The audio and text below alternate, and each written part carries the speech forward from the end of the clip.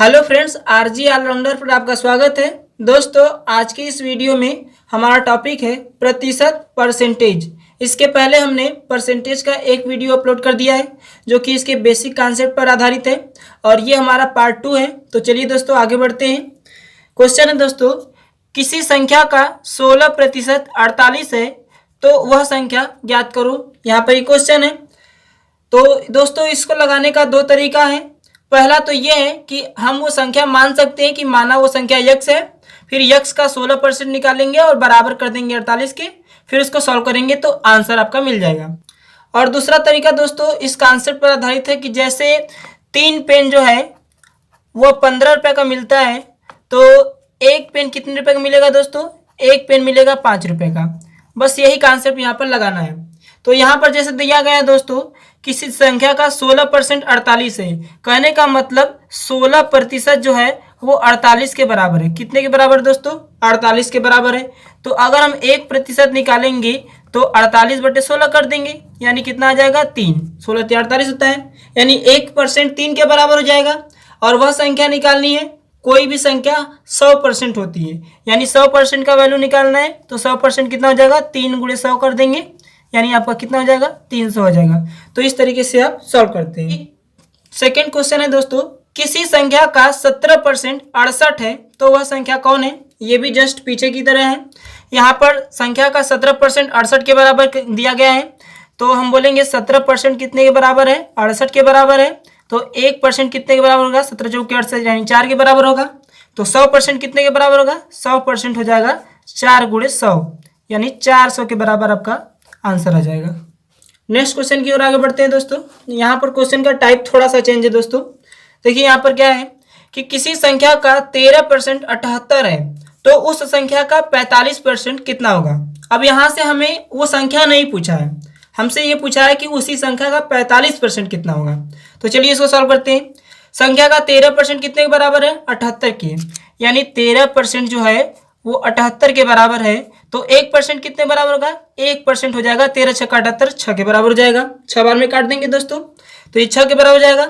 अब 45% निकालना है, तो 45% निकालेंगे तो कर देंगे 6 × 45, यहाँ से इसका मल्टीप्लाइड करेंगे, 6 × 5 = 30 हो जाएगा, 6 × 4 = 24, 24 × 3 = 27, 270 क्या हो जाएगा? इसका राइट आंसर हो जाएगा। नेक्स्ट क्वेश्चन है दोस्तों हमारे सामने कि किसी कक्षा में 75% विद्यार्थी पास हुए, यदि फेल 250 लोग हुए तो कुल कितने छात्र हैं, यानी कुल कितने विद्यार्थी हैं, ये हमसे पूछा गया है। तो यहाँ पर पास कितने लोग हुए हैं? 75% लोग पास हुए हैं। और फेल कितने लोग हुए हैं? 250 लोग फेल हुए हैं। यहाँ पर अगर हम बात करें तो पास लिख देते हैं यहाँ पर हम, और फेल लिख देते हैं। 75% अगर पास हुए हैं तो 25% विद्यार्थी फेल हुए होंगे। अब यहाँ पर फेल कितना दिया है? वैल्यू में दिया है 250 और परसेंटेज में आ रहा है 25%, यानी 25% जो फेल हुए हैं वो 250 के बराबर कर देंगे। और यहाँ से हम कर देंगे 1% निकालेंगे तो 250/25 कर देंगे, इसको काटेंगे तो कितना मिलेगा? 10 मिलेगा दोस्तों। अब क्या करना है? हमें कुल छात्र निकालना है, इसलिए 100% का वैल्यू हमें चाहिए। तो यहाँ से हम निकाल सकते हैं कि 1% अगर 10 के बराबर है तो 100% कितने के बराबर जाएगा? ये हो जाएगा 1000 के बराबर। 1000 के बराबर, ये आपका क्या हो जाएगा? Right answer. नेक्स्ट क्वेश्चन है दोस्तों हमारे सामने, किसी संख्या का 32% 17% से 120 ज़्यादा है। यहाँ पर थोड़ा सा क्वेश्चन मिस्टेक है दोस्तों। क्वेश्चन रहेगा कि किसी संख्या का 32% उसी संख्या के 17% से 120 ज़्यादा है तो संख्या का मान क्या होगा। और ये जो क्वेश्चन है काफ़ी सारे एग्जाम में रिपीट हुआ है दोस्तों।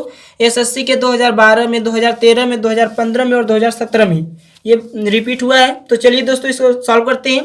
बोला गया है कि संख्या का 32% उसी संख्या के 17% से 120 ज़्यादा है, तो परसेंटेज में कितना ज़्यादा है दोस्तों? 32%, सही। तो 32% यहाँ पर है और ये 17% है। बोला गया है कि किसी संख्या का 32% उसी संख्या के 17% से कितना ज़्यादा है? 120 ज़्यादा है। तो दोस्तों ये तो वैल्यू में दिया है 120 ज़्यादा है, लेकिन परसेंटेज में कितना ज़्यादा है? तो इसको हम क्या कर देंगे? घटा लेंगे दोस्तों। तो यहाँ से 32 में 17 घटाएंगे तो मिलेगा 15%, यानी 15% जो है ये ज़्यादा है और इसका वैल्यू है 120। अगर हम 1% की वैल्यू निकालें तो हो जाएगा 120/15, 15/120 8 आ जाएगा दोस्तों। अब क्या कर लेना है, संख्या का मान निकाल लेना है। संख्या तो 100% होती है, इसलिए 100% का वैल्यू निकालेंगे तो हो जाएगा 800। यह क्वेश्चन भी ठीक पीछे की तरह ही है। चलिए इसको भी सॉल्व करते हैं। दिया गया है कि किसी संख्या का 30% उसी संख्या के 40% से 40 कम है, तो वह संख्या कौन है। यहाँ पर बोला गया है कि किसी संख्या का 30% उसी संख्या के 40% से कितना कम है दोस्तों, 40 कम है। तो यहाँ पर परसेंटेज में देख लेते हैं कितना कम है। परसेंटेज में 10% कम है और संख्या में 40 कम है, तो यानी दोनों का अंतर हो जाएगा 40 के बराबर। अब ये 1% निकालेंगे तो 4 के बराबर आ जाएगा, और संख्या निकालना है तो 100%, इसलिए 100% का वैल्यू निकालेंगे तो मिल जाएगा 4 × 100 यानी 400। कितना आ जाएगा दोस्तों, 400 इसका राइट आंसर हो जाएगा। नेक्स्ट क्वेश्चन है दोस्तों, एक व्यक्ति अपनी आय का 20% शिक्षा पर, 30% किराए पर और 20% भोजन पर खर्च करता है। यदि उसकी कुल बचत 3600 रुपये है तो पूरा आय कितना होगा। आय पूछा गया है दोस्तों और बचत यहाँ पर दे दिया गया है। तो सबसे पहले यहाँ पर सब चीज लिख लेते हैं।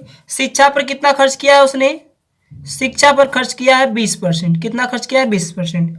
किराए पर खर्च किया है उसने 30%। और उसके बाद भोजन पर कितना खर्च किया है, भोजन पर ये खर्च किया है 20%। तो टोटल इसने खर्च कर दिया है आपका 20%, 30% और 20%। टोटल खर्च निकालेंगे, कुल खर्च निकालेंगे तो 20 20 40 40 30 70 70% उसने खर्च किया है। जब उसने 70% खर्च किया है तो बचाया कितना होगा, 30% बचाया होगा। और संख्यात्मक मान में कितना बचाया है, उसकी बचत कितनी है 3600, तो 3600 के बराबर हो जाएगा। 1% निकालेंगे तो हो जाएगा 3600/30। इसको कैंसिल करेंगे तो कितना मिलेगा, 1% का वैल्यू 120 के बराबर मिलेगा। कितना मिलेगा दोस्तों, 120 के बराबर। तो ये 1% 120 के बराबर गया। उसकी आय तो 100% होनी चाहिए, तो 100% कितने के बराबर हो जाएगा, 120 में हम 100 से गुणा करेंगे तो ये हो जाएगा 12,000 रुपया क्या हो जाएगा, उसका टोटल आय हो जाएगा। अब कुछ और चीजें जान लेते हैं जो कि जानना जरूरी है। जैसे क्वेश्चन है दोस्तों, 4 5 का कितना प्रतिशत है। अगर इस तरीके से हमसे पूछे प्रश्न कि 4 5 का कितना प्रतिशत है, तो हम क्या करेंगे, सबसे पहले किसके साथ का लगा, 5 के साथ का लगा है तो ये नीचे रहेगा दोस्तों, क्योंकि इसी के रिस्पेक्ट में पूछा गया है। जिसके रिस्पेक्ट में पूछा जाता है वो हमेशा नीचे रहता है, और जिसके बारे में पूछा जाता है वो ऊपर रहता है। तो यहाँ पर 4 5 का कितना परसेंट है, यानी 4 के बारे में पूछा है और तुलना किसके साथ किया है, 5 से किया है। तो हम क्या बोलेंगे, इसके लिए बोलेंगे 4/5 और गुणे कर देंगे 100।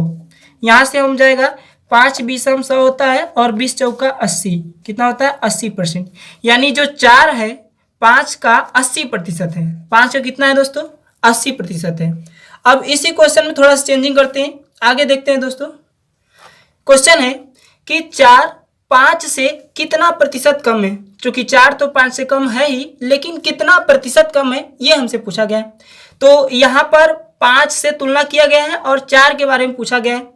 इसके साथ से लगा है इसलिए ये नीचे रहेगा। तो यहाँ देखना ये है कि 4 5 से कितना कम है, 1 कम है तो 1 ऊपर लिखेंगे, और 5 से तुलना किया इसलिए 5 नीचे लिखेंगे, और परसेंटेज के लिए 100 से गुणा कर देंगे तो जाएगा 5 20 100 यानी हो जाएगा 20%। कितना हो जाएगा, 20%।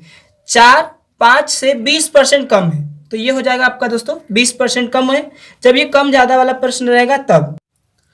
इसके बाद कुछ और देख लेते हैं। यहाँ पर उसी का जस्ट अपोजिट है, 5 4 से कितना परसेंट अधिक है। चूंकि 5 तो 4 से अधिक ही है, लेकिन कितना परसेंट अधिक है हमसे ये पूछा गया है। तो आपको देखना ये है कि रियल में ये कितना ज़्यादा है, 5 4 से 1 ज़्यादा है, तो 1 यहाँ लिखना है। 4 से तुलना किया इसलिए 4 को नीचे लिखना है और गुणे में कर देना 100 परसेंटेज में चेंज करने के लिए। तो जाएगा 4 25 100 यानी हो जाएगा दोस्तों 25%। कितना हो जाएगा, 25% हो जाएगा। तो एक बात आप ध्यान से सुन लीजिए दोस्तों कि कोई दो राशि है ए और बी, अगर ए जो है वो बी से 20% कम है तो ये जरूरी नहीं है कि बी भी ए से 20% ज़्यादा होगी। ऐसा कोई जरूरी नहीं है, क्योंकि दोनों मान जो है चेंज है, और जब भी हम परसेंटेज निकालते हैं तो संख्या के रिस्पेक्ट में निकालते हैं। तो ए की आय बी की आय से 25% अधिक है, तो बी की आय ए की आय से कितना परसेंट कम होगी ये हमें निकालना है। तो सबसे पहले हम ए और बी दोनों को लिख लेते हैं। ए की आय बी की आय से 25% अधिक है, तो ए की आय अधिक है, इसलिए बी को मानेंगे 100%, तो ए हो जाएगा 125%, क्योंकि ये 25% ज़्यादा है। अब क्वेश्चन में पूछा गया है कि बी की आय ए से कितना परसेंट कम होगी, ये पूछा गया है कि ये जो है बी ए से कितना परसेंट कम होगी। तो यहाँ पर देख रहे हैं दोनों में अंतर कितने का है, 25% का अंतर है, तो 25 को ऊपर लिखेंगे, किससे तुलना किया गया है, ए से तुलना किया गया है, इसलिए 125 नीचे लिखेंगे और परसेंटेज के लिए 100 से गुणा कर देंगे। तो यहाँ जगह 25 बचे 125 हो गया। अब 5 बीसम कितना हो जाएगा, 20% आपका, 5 बीसम कितना हो जाएगा 100, तो 20% आपका आंसर हो गया। तो ऐसा जरूरी नहीं है दोस्तों कि कोई एक राशि दूसरे से जितना परसेंट अधिक है, दूसरी राशि भी पहली राशि से उतना परसेंट ही कम होगी। तो देखते हैं, ए की आय बी की आय से 20% कम है, तो बी की आय ए की आय से कितना परसेंट अधिक होगी। तो सबसे पहले हम ए और बी को लिख लेते हैं, ए और बी हो गया। क्या बोला गया है, ए की आय बी की आय से 20% कम है। अगर बी जो है वो 100% होगी तो ए 80% होगी, क्योंकि 20% कम होगी। अब क्वेश्चन क्या पूछा गया है, बी की आय जो है वो ए की आय से कितना परसेंट अधिक है, इससे पूछा है कि ये कितना अधिक है। तो अगर हम परसेंटेज में देखेंगे तो 20 अधिक है, तो 20 ऊपर लिखेंगे, ए के साथ तुलना किया है इसलिए ए का वैल्यू नीचे लिखेंगे, परसेंटेज के लिए 100 से गुणा कर देंगे। 20 चौका 80 होता है और 4 पचीसम 100 होता है, यानी आंसर कितना आ गया दोस्तों, 25% आंसर आ गया।